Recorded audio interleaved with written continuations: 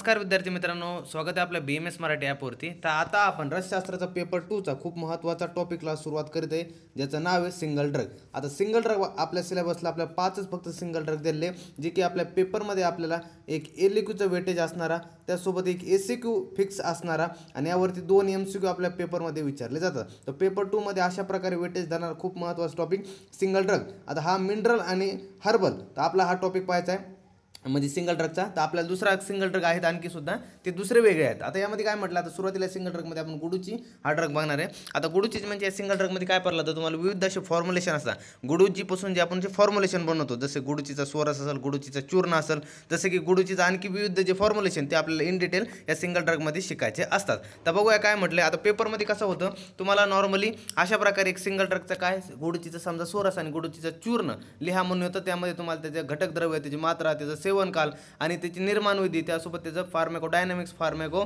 Kinetics आणि त्यासोबत काही रिसर्च अपडेट लिहा म्हणून असं पेपरमध्ये LQ पाहायला मिळू शकतो। त्यामुळे आपल्याला इन डिटेल सगळं काय पाहायचं आहे। आता सुरुवातीला गुडूचीचा फॉर्म्युलेशनमध्ये येतं गुडूचीचा सोरस। आता सोरस काय दिला याचा, नॉर्मली हा श्लोक पाठ करून ठेवा। आता श्लोक काय म्हटलं हा की स यथा अमृतया रस शौद्रयुक्त सर्व प्रमेय जित, म्हणजे काय म्हटलं, जो गुडूचीचा अमृता म्हटलं, याला अमृताला ह्याचा पर्याय नाव आहे।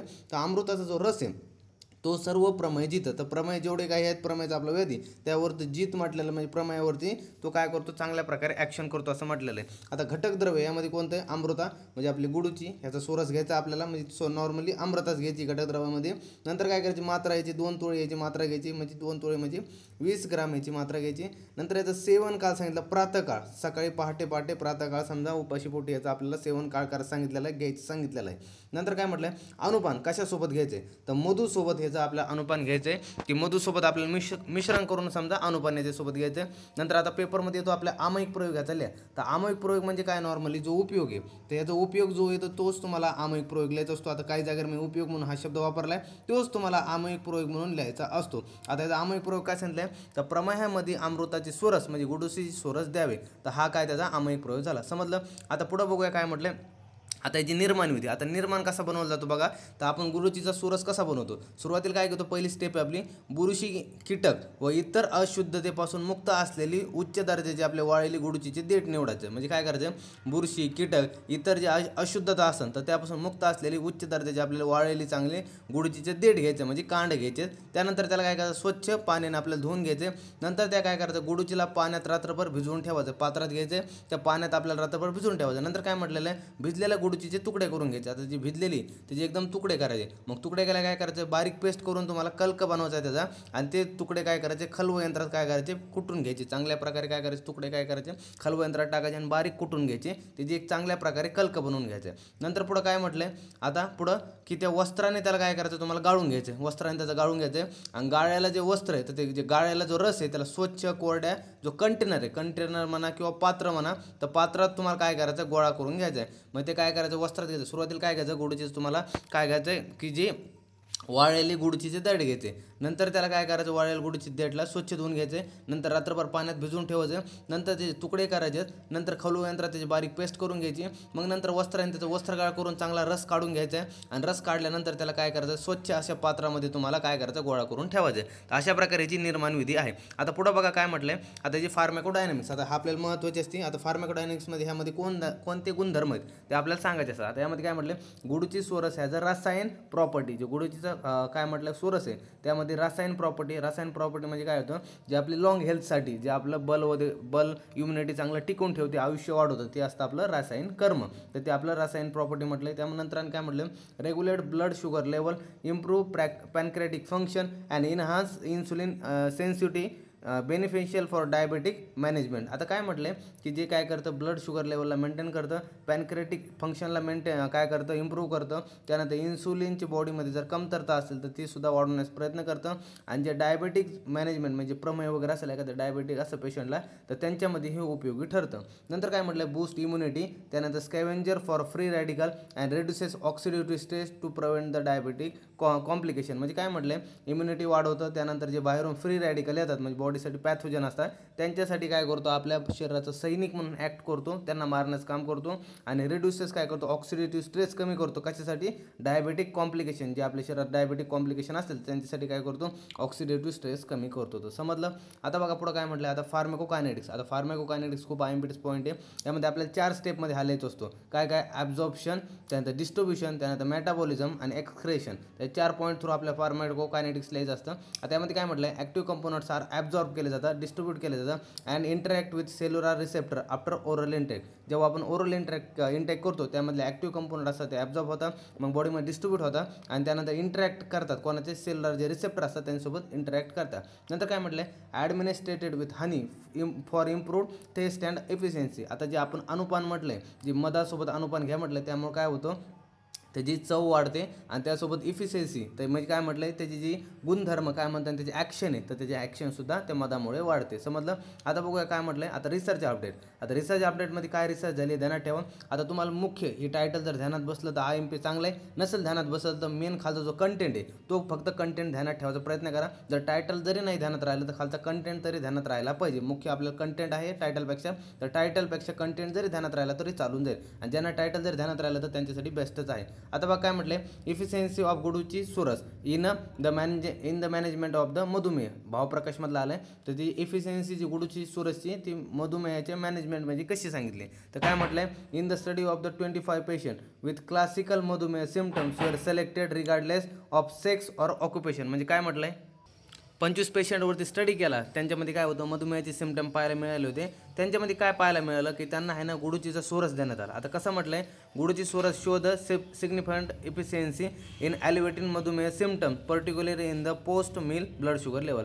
तर जे 25 पेशंट होते त्यांच्यामध्ये काय होते, मधुमेहाचे सिम्पटम आपल्याला पाहायला मिळत होते, तर त्यांना काय केलं, गुडूचीचा सोरस देण्यात आला 25 जणांना. तर त्यांच्यामध्ये सिग्निफिकंट आपल्याला काय असा रिझल्ट पाहायला मिळाला, जे मधुमेहाचे सिम्पटम होते पर्टिक्युलरली इन जे काय होते, जेव्हा जेवण केल्यानंतर जे ब्लड शुगर लेवल वाढत होती, तर ती त्यांची काय झाली, एकदम मेंटेनमध्ये आली आणि एकदम कमी झाली. तर अशा प्रकारे आपल्याला इफिशियन्सी ऑफ गुडूचीचा सोरस अशा प्रकारे आपल्याला रिझल्ट पाहायला मिळालेला आहे. ही अशी रिसर्च अपडेट आहे. आता दुसरी रिसर्च अपडेट आणि काय म्हटलंय, therapeutic efficiency of guduchi with respect to Madhyam Khand of Sharangdhar संहिता. म्हणजे काय म्हटलं, थेरॅपेटिक ऑफ इफिशियन्सी, म्हणजे थेरॅपेटिक म्हणजे कसा उपयोग कसा सांगितला आहे की गुडूचीचा with respect to Madhyam Khand of Sharangdhar संहिता. तर शारंगधर संहितामध्ये कसा याचा गुडूचीचा काय म्हटलं उपयोग कसा सांगितलं ते आपल्याला वर्णन केलं आहे. आता बघा काय म्हटलंय, शारंगधर संहिता हॅज लिस्ट, म्हणजे काय, शारंगधर हॅज लिस्टेड 46 फॉर्म्युलेशन. शारंगधरांनी 46 फॉर्म्युलेशन सांगितले कंटेनिंग गुडूची ॲज इन्ग्रेडियंट. त्यांनी काय केलं की गुडूचीला इन्ग्रेडियंट धरून 46 फॉर्म्युलेशन बनवलेले आणि त्याची लिस्ट पण केली. आता त्यामध्ये काय म्हणतो तो की ओनली 3 ऑफ दिस फॉर्म्युलेशन, त्यामधले पण फक्त 3 फॉर्म्युलेशन असे, ते कोणते, अमृता घृत झालं, गुडूची हिम झालं आणि अमृताचं सोरस झालं. ते हे are feature guduchi as the sole drug. या 3 ड्रगमध्ये काय केलं, फक्त सिंगल ड्रग म्हणून कोणता यूज केला, फक्त गुडूची वापरलेला आहे. आर इंडिकेटेड फॉर मॅनेजिंग प्रमेह, कुष्ठ आणि ज्वर. आणि हे काय करतात की प्रमेह, कुष्ठ आणि ज्वर यांची लक्षणं कमी करण्यात एकदम उपयोगी ठरतो. की प्रमेह, कुष्ठ आणि ज्वर जो गुडूची आहे तो ह्यांची लक्षणं बॉडीमधले कमी करतो. तर अशा प्रकारे हा दुसरा रिसर्च अपडेटसुद्धा आपल्याला पाहायला मिळतो. ते झालं. आता बघूया आपण गुडूच्या आधी चूर्ण.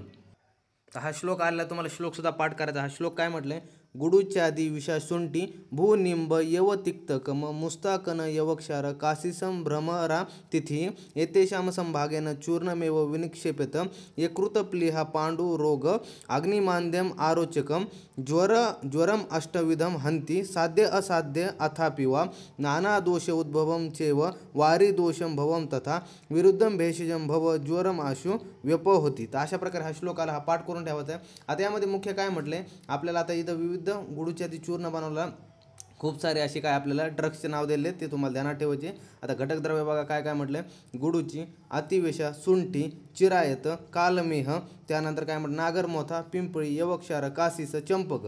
तर चंपकची पण आपल्याला तोक घ्यायची. तर इत्यादी आपल्याला 10 ड्रगचे नाव ध्यानात ठेवा, हे आपल्याला गुडूच्या आधी चूर्णमध्ये लागतात.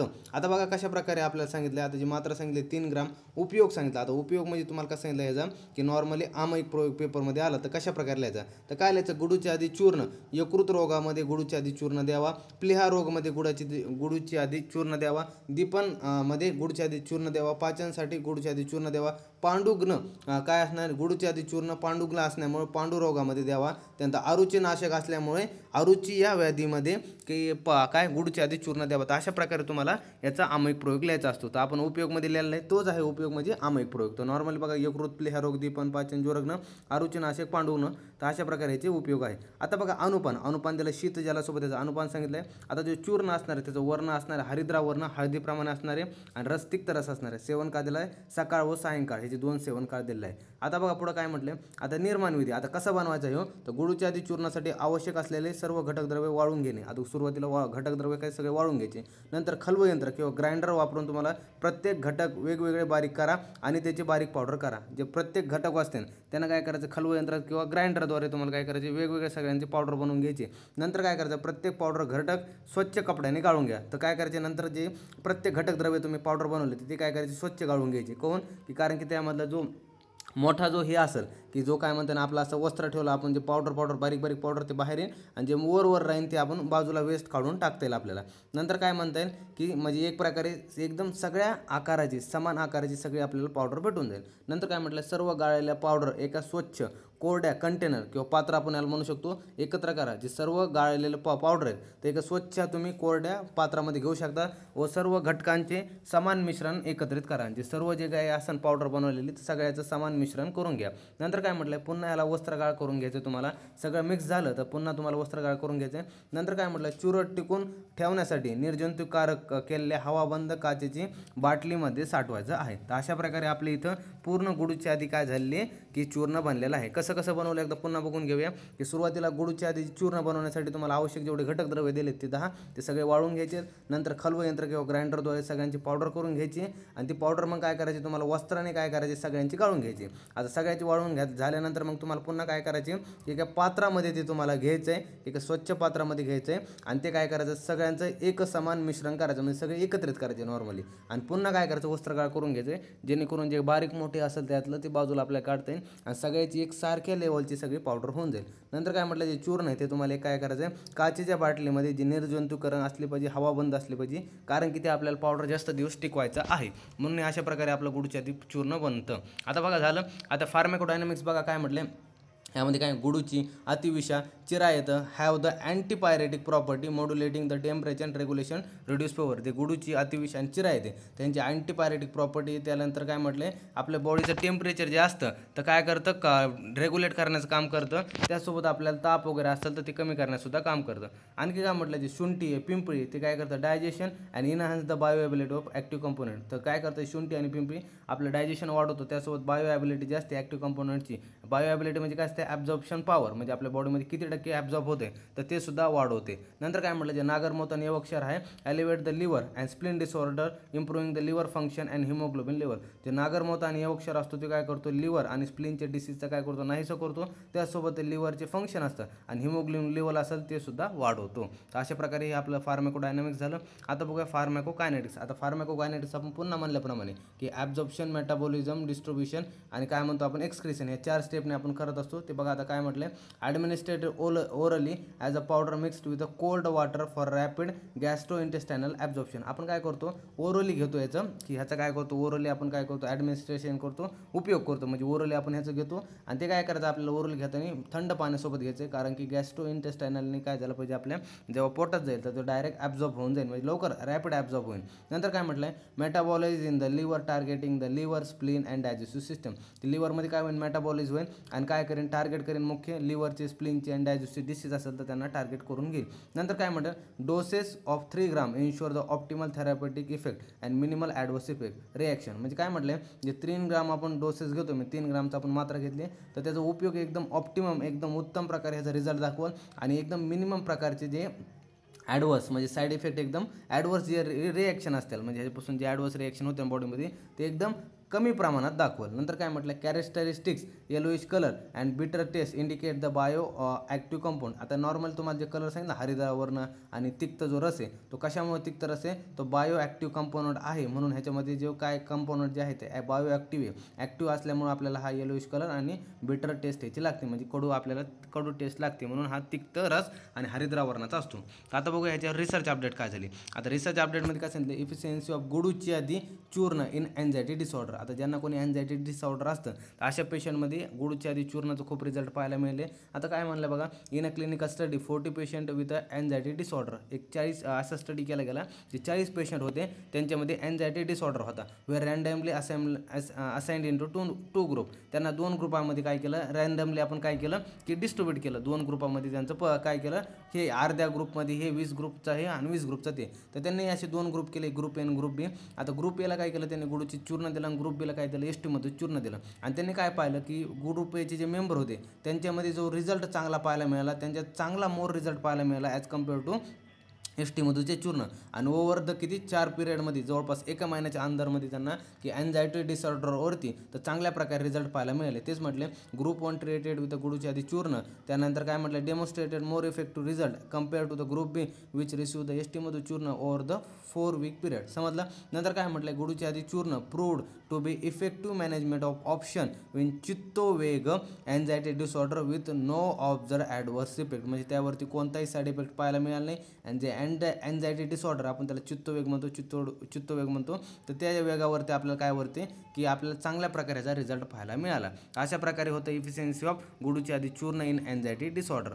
नंतर बघा काय म्हटलं आणखी दुसरं आपल्याकडं हे काय आहे research update, role of Guduchyadi churna as in the internal intervention in a management of panduroga with special reference anaemia. आता काय झालं जे पांडुरोग आहे तर पांडुरोगावरती गुडूच्या आधी चूर्ण कसं काम करतं ह्यावरती एक स्टडी झालेला आहे. ते काय म्हटले in this study of the Guduchyadi churna was orally administration twice a daily for 45 days after meal with lukewarm water. आता काय केलं इन द स्टडीमध्ये काय पाहायला मिळालं गुडच्या आधी चूर्ण त्याला पेशंटमध्ये त्यांनी काय केलं 45 दिवस द्यायला सांगितलं, दिवसातून 2दा आफ्टर मिल जेवणानंतर. आणि ल्यूकॉम वॉटर म्हणजे काय म्हणणं की आपलं एकदम कोमट पाण्यासोबत द्यायला सांगितलं. त्यामध्ये काय पाहायला मिळालं the follow up on the 45 days the reveal that the targeting the rasavahasrotas with the treatment not only the improve the hemoglobin concentration but also the elevated the symptom associated with पांडुरोग. आता 45 दिवसानंतर बॉडीमध्ये रिझल्ट काय पाहायला मिळाले तर त्यांनी रस व स्रोतसमध्ये काय झाले चांगला रिझल्ट पाहायला मिळाला, म्हणजे ट्रीटमेंट झाली. त्यासोबत काय मिळालं हिमोग्लोबिनचं कॉन्सन्ट्रेशन सुद्धा बॉडीमध्ये वाढलं आणि त्यासोबत काय झालं की पांडुरोगचे जे लक्षण होते ते बॉडीमध्ये एकदम नाहीसे झाले.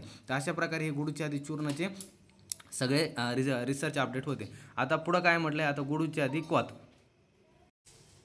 तर गुडूची क्वाथ. आता हा श्लोक तुम्हाला पाठ करायचा आहे. आता श्लोकमध्ये काय सांगितलं आहे बघा, गुडूची निंब धान्यकम पद्मकम रक्तचंदनम एष सर्व ज्वरान हंती गुडूच्या दिस्तू दीपनः हल्लास रोचक छर्दी पिपासा दाह नाशन. अशा प्रकारे आपल्याला हा श्लोक दिला, हा पाठ करायचा आहे. यामध्ये आता गुडूची क्वाथ बनवताना आपल्याला घटक द्रव्य काय घ्यायचे तर बघा काय म्हटलं गुडूची घ्यायची, निंब घ्यायचे, धने घ्यायचे, पद्मक घ्यायचे, त्यानंतर रक्तचंदन हे आपल्याला सगळे द्रव्य घ्यायचे आहे. आता यामध्ये काय म्हटलं आहे बघा, आता यांची मात्रा किती घ्यायची तर मात्रा घ्यायची आपल्याला 50 ml आपल्याला काय करायची ह्या क्वाथाची मात्रा घ्यायची.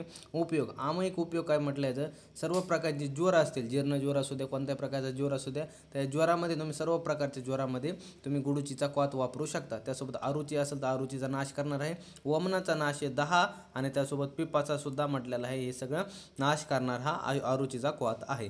तर या सगळं काही रोगामध्ये उपयोग ह्या गुडूचीचा क्वाथाचा होतो. आता पुढं बघा काय म्हटलं, आता आपण निर्माण विधी बघूया. आता निर्माण विधी म्हणजे काय म्हटलं आहे बघा, गुडची क्वाथ कसा बनवायचा तर काय झालं सुरुवातीची पहिली स्टेप आपली गुडची क्वाथासाठी आवश्यक असलेले सर्व साहित्य तुम्हाला घ्यायचे. त्यानंतर प्रत्येक घटक व्यवस्थित वाळायला आणि स्वच्छ केल्याला खात्री करायची. प्रत्येक तुम्हाला घटक द्रव्य ते व्यवस्थित वाळायला आहे का स्वच्छ आहे का तुम्हाला पाहायचे, जर नसेल तर ते वाळून घ्यायचं आणि स्वच्छ करून घ्यायचं. नंतर काय म्हटलं प्रत्येक घटक वेगवेगळे बारीक करून बारीक पावडरमध्ये तुम्हाला बारीक करायचं. म्हणजे काय म्हटलं तुम्हाला प्रत्येक जे घटक द्रव्य सगळे घटक द्रव्य एकदम बारीक करून घ्यायचे, बारीक पावडर फॉर्ममध्ये करून घ्यायचं आहे. नंतर काय म्हटलं जे सर्व आता हे काय करायचे जे जाड पावडर असेल तर ह्यांना काय करायचं स्वच्छ आणि कोरड्या पात्रात तुम्हाला व्यवस्थित मिसळायचे. जे काय असणार सर्व जे जाड पावडर आहे त्यांना काय करायचं स्वच्छ आणि कोरड्या पात्रात मिसळायचं आणि जाड पावडरमध्ये 16 पट पाणी टाकायचं. आता 16 पट पाणी टाकून काय करायचं तुम्हाला नॉर्मली, आता पुढं बघूया काय म्हटलं. आता हे जे मिश्रण आहे हे तुम्हाला काय करायचं रात्रभर पाण्यात भिजवत ठेवायचं आणि दुसऱ्या दिवशी काय करायचं सकाळी मिश्रण मंद अग्नीवरती एकदम मध्यम फ्लेमवरती अग्नीवर ठेवायचे. द्रव मग काय करायचं त्या द्रव त्याचा मूळ प्रमाणाचा 1/16 पर्यंत जेवढा कमी होईल तोपर्यंत त्याला गरम करीत राहायचं. म्हणजे 1/16 अंश जेव्हा शिल्लक राहील त्या पूर्ण काड्याच्या म्हणजे 16 पट पाणी टाकलं आणि त्या काड्याच्या 1/16 जेवढं जेव्हा शिल्लक राहील तेव्हा तुम्हाला काय करायचं ते अग्नी बंद करायचं. नंतर काय म्हटलंय मिश्रण कमी झाल्यावर त्यातील घन अवशेष काढून टाकण्यासाठी स्वच्छ कापडाने मिश्रण गाळून घ्या. आता तुमचं मिश्रण तयार झालं आहे. आता मिश्रणमध्ये काय करायचं नॉर्मल तुम्हाला, की जे मिश्रण काय करायचं आहे, घन अवशेष राहिले असेल त्यासाठी तुम्हाला स्वच्छ वस्त्राने काय करायचं, गाळून घ्यायचं. नंतर जे गाळलेले पदार्थ एका स्वच्छ काचेच्या बाटलीत गोळा करायचे आणि गाळलेल्या पदार्थाला गुडचीला आपण क्वाथ असं म्हणतो. म्हणजे नॉर्मल तुम्हाला काय करायचं, घटक द्रव्य घ्यायचे, त्यांची नॉर्मली पावडर करून घ्यायची. पावडर केली त्यानंतर पावडरला काय करायचं आहे, त्याला एका स्वच्छ कोरड्या काय करायचे पात्रात घ्यायचे, त्यामध्ये 16 पट पाणी टाकायचे. त्या पाणी टाकल्याला काय करायचं, त्यात रात्रभर पाण्याला भिजवत ठेवायचं. दुसऱ्या दिवशी काय करायचं, मंद अग्नीवरती ठेवायचं. त्याचा 1/16 अंश जेव्हा शिल्लक राहील तेव्हा तुम्हाला अग्नी बंद करायचा. जेव्हा मिश्रण हे अग्नीवरून काढताल खाली, मग नंतर एका स्वच्छ कापडाने तुम्हाला गाळून घ्यायचे आणि जे गाळ्याला आपला क्वाथ असेल म्हणजे स्वच्छ काचेच्या बाटलीत तुम्हाला ते क्वाथ भरून ठेवायचा आहे. तर अशा प्रकारे आपण गुडचीचा क्वाथ बनवतो. आता बघा काय म्हटले, आता ह्यामध्ये फार्मॅकोडायनॅमिक्स बघूया ते काय म्हटलेलं आहे. आता बघा गुडूची असते तर नो नीड्स काय इम्युनो मॉड्युलेटरी जे ॲक्शन आहे, त्यासोबत अँटी इन्फ्लामेटरी, त्यासोबत अँटीपायरेटिक प्रॉपर्टी याची, त्यासोबत it enhances body resistance to infection and reduce fever by modulating immuno response. म्हणजे काय करते, बॉडीची एक प्रकारे काय करते की इम्युनो पॉवर वाढवते आणि ती इन्फेक्शनच्या विरोधात काय करते, रेजिस्टन्स बॉडीमध्ये तयार करते आणि आपली जे शरीरामध्ये ताप वगैरे आले असेल तर ताप वगैरे कमी करते. त्यासोबत आपली इम्युनो सिस्टीम आहे तर ती सुद्धा आपल्या वाढवते. आणि अँटी इन्फ्लामेटरी, इम्युनो मॉड्युलेटरी आणि अँटीपायरेटिक ह्याच्यात तुम्हाला नॉन ॲप प्रॉपर्टी माहिती आहे. आता बघा काय म्हटलं पुढं, आता चिरायत. आता चिरायत म्हणजे काय म्हटलं, known for its the bitter principle which have the antipyretic and anti inflammatory effect. आता हे काय करते, चिरायत असते तर जी आपली तर ती अँटीपायरेटिक आहे आणि अँटी इन्फ्लामेटरी ह्याच्या प्रॉपर्टी यामध्ये पाहायला मिळते. आणि ह्यामध्ये काय म्हटलं, it helps in the reducing fever and detoxifying the body. म्हणजे काय म्हटले, हे काय करतं, मदत करते ताप कमी करण्यासाठी. त्यासोबत शरीरामधले जे डिटॉक्सिफिकेशन म्हणजे आपल्यामध्ये शरीरामध्ये जे विषारी काही असेल की जे विषारी द्रव्य वगैरे असेल तर त्यांना डिटॉक्सिफिकेशन कमी करण्यासाठी ही मदत करते. त्यासोबत काय म्हटलं, आम्ल. आता जे आम्ल ह्यामधले म्हटलं त्यामध्ये रिच इन विटॅमिन सी असतो, त्यामुळे it act as a antioxidant and immuno booster. आता आम्ल आहे जो त्यामध्ये विटॅमिन सी सांगितलेलं आहे, it act as a antioxidant आणि त्यासोबत इम्युनो बूस्टर आहे. त्यानंतर काय म्हटले, it helps in the reducing fever and improve the overall health. हे आपल्या शरीराची ताप वगैरे कमी करतो आणि त्यासोबत आपल्या शरीराचं ओव्हरऑल हेल्थसुद्धा वाढवतो. आता बघूया पुढं काय म्हटलं, आता फार्मॅकोकायनेटिक्स. फार्मॅकोकायनेटिक्समध्ये बघा ॲब्झॉर्प्शन, डिस्ट्रीब्युशन, मेटाबॉलिझम, एक्सक्रेशन ह्या 4 स्टेप आहे. यामध्ये काय म्हटले, टेकन ओरली ॲज डिकॉकेशन. आता डिकॉकेशन म्हणजे काय म्हटलं आहे की आपण ओरली क्वाथ घ्यायचा आहे, त्यामध्ये active ingredient extract as in in to the where water where absorb through the gastrointestinal tract. आता काय म्हटलं आहे, ज्या ते इन्ग्रेडियंट असताना ॲक्टिव्ह इन्ग्रेडियंट ते कसे असणार, एक्स्ट्रॅक्टेड झालेले असणारे पाण्यामध्ये म्हणजे त्या क्वाथामध्ये, आणि तुम्ही जेव्हा ते घेताल तर तुमच्या पोटामध्ये काय होणार, ते ॲब्झॉर्ब गॅस्ट्रो इंटेस्टायनल ट्रॅकमध्ये ॲब्झॉर्ब होणार आहे. नंतर काय म्हटले, जे active components are distributed via blood stream. ते काय होतं, ब्लड स्ट्रीमद्वारे काय करतं, डिस्ट्रीब्युट ओव्हरऑल बॉडीवर आणि targeting the immuno respiratory and digestive system. त्यानंतर काय म्हटलं, प्रायमरी मेटाबॉलिझ इन द लिव्हरमध्ये प्रायमरली काय होणार, मेटाबॉलिझ होणार आहे हे जो क्वाथ आहे. नंतर काय म्हटलं आहे, सम कंपोनंट असणार ते अंडरगो द बायो ट्रान्सफॉर्मेशन होणार to active or inactive form. आता काय म्हटलं आहे, यांचं बायो ट्रान्सफॉर्मेशन होणार आहे. एक तर काय असते ॲक्टिव्ह, काय असते काही कंपाऊंड इनॲक्टिव्ह असेल तर ॲक्टिव्ह होतील आणि ॲक्टिव्ह असेल तर इनॲक्टिव्ह होऊन जातील. नंतर काय म्हटलं, आता एक्सक्रेशन, बॉडीमध्ये एक्सक्रेशन कसं होतं तर बघा काय म्हटलं, मेटाबॉलाइट्स एक्सक्रेटेड व्हाय किडनी. जे मेटाबॉलाइट्स असतात ती किडनी ते युरिन थ्रू आपण बाहेर काढलं जातो आणि जे गॅस्ट्रो इंटेस्टायनल ट्रॅक्ट थ्रू काय करतं, फेसेस थ्रू बाहेर काढलं जातं आणि ते decoction aids in a waste elimination. आणि जे काही वेस्ट वगैरे ते आपल्या बॉडीच्या फिसेस थ्रू बाहेर निघलं जातं. तर अशा प्रकारे पूर्ण फार्मॅकोकायनेटिक्स होतं. आता पाहूया रिसर्च अपडेट. आता रिसर्च अपडेटमध्ये काय म्हटलं आहे बघा, आता फार्मेकोलॉजिकल पोटेन्शियल ऑफ गुडूची क्वाथ इन कॉम्बॅक्टिंग कोविड-19. आता कोविड-19मध्ये आपल्याला खूप गुडूचीचा क्वाथ पाण्यात मिळत होता. पेशंट खूप काय करायचे, गुडूचीचा क्वाथ करून घ्यायचे. त्यामुळे आपल्याला रिझल्ट त्यावरती काय झालं, गुडूचीवरती एक हे झाले काय म्हणते ना, आपल्याला रिसर्च झाल्या आणि असे रिझल्ट पाहायला मिळाले. जे गुडूचीचे क्वाथ होते तर त्यावर स्टडीमध्ये काय कळलं, the study of the highlight of guduchi kwath effectiveness for treating pitta and kapha imbalance. बॉडीमध्ये कफ आणि पित्ताचं इम्बॅलेन्स झालं असेल तर ते सुधारण्याचं काम करतं. त्यासोबत particularly in fever cases its ingredient benefit in various bodily system pharmacological activity like anti-inflammatory, antipyretic, antiviral, antibacterial, anti-allergic properties आहे त्याच्या. त्यानंतर काय म्हटलं, endorse its efficiency against the viral diseases making its valuable treatment option for fever and related symptom. म्हणजे काय म्हटलं बघा, पुन्हा एकदा सांगतो की जो आहे ह्यो आपला गुडचीचा क्वाथ ह्यो काय करतो, पित्त आणि कफचं इम्बॅलन्स असेल यावरती चांगल्या प्रकारे कर्म करतो. त्यासोबत काही फीवरचे केसेस असतील त्यावरती सुद्धा चांगले बेनिफिट यामध्ये आपल्या बॉडीवरती दिसतात. त्यासोबत त्याचे फार्मेकोलॉजिकल ॲक्टिव्हिटी पाहायला गेले तर जो गुडचीचा क्वाथ आहे तो अँटी इन्फ्लामेटरी, अँटीपायरेटिक आहे, अँटीव्हायरल आहे, अँटीबॅक्टेरियल आणि अँटी ॲलर्जिकल प्रॉपर्टी यामध्ये सापडतात. त्यासोबत काय करतो, व्हायरल जे डिसीज असतील त्यांच्या विरुद्ध हा काय करतो, एक ॲक्शन मानाचं काम करतो, एक चांगल्या प्रकारे बॉडीमध्ये काम करतो. त्यामुळे लोक जास्तीत जास्त कोविड-19मध्ये ह्याला घ्या पण असा सल्ला देत होते, कारण की याचा अँटीव्हायरल डिसीजवरती चांगल्या प्रकारे ॲक्शन आहे. आणि त्यामुळे it's valuable treatment for option fever and related symptom.